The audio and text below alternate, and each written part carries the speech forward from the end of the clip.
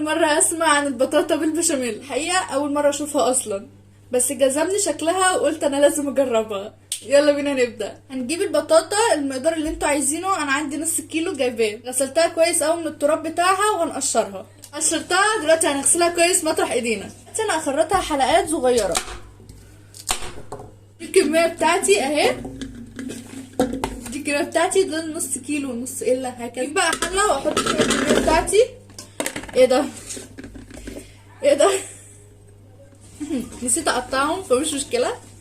دلوقتي بقى هحط عليهم قد المقدار ده كده ميه، هغطيهم بالميه عامه تبقى بالشكل كده متغطيه بالميه.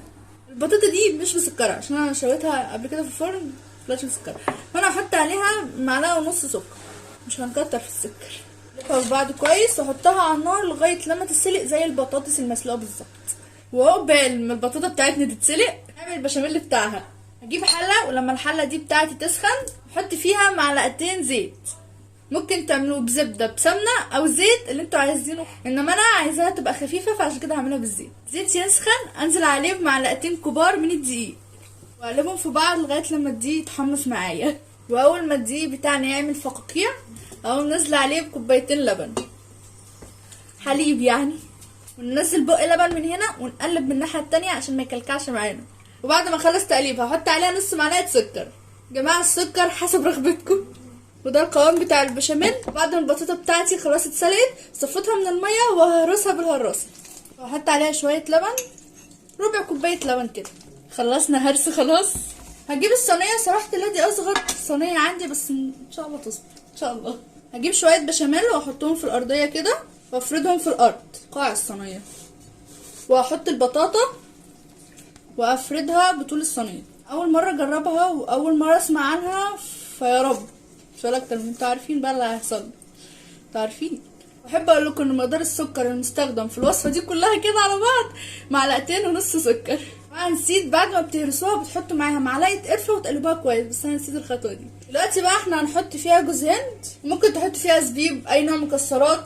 بقيت خليط البشاميل هدلقه كله على الوش، هدلقه وخلصت خلاص. دلوقتي هدخله الفرن على درجه حراره 200، الشعله اللي فوق. ممكن ترش معلقه سكر كده على الوش عشان يتكمر ويدي طعم حلو، يتكرمل. مش هعمل الخطوه دي بما اننا ما بنحبش السكر كتير، فان شاء الله وش يحمر. انا جيت البطاطا بتاعتنا الجميله.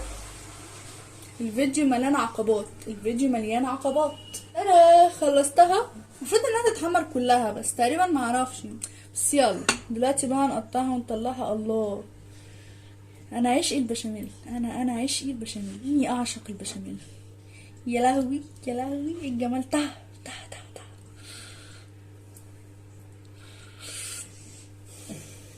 ايه جميله. يلا ندوق، بسم الله. تحفه.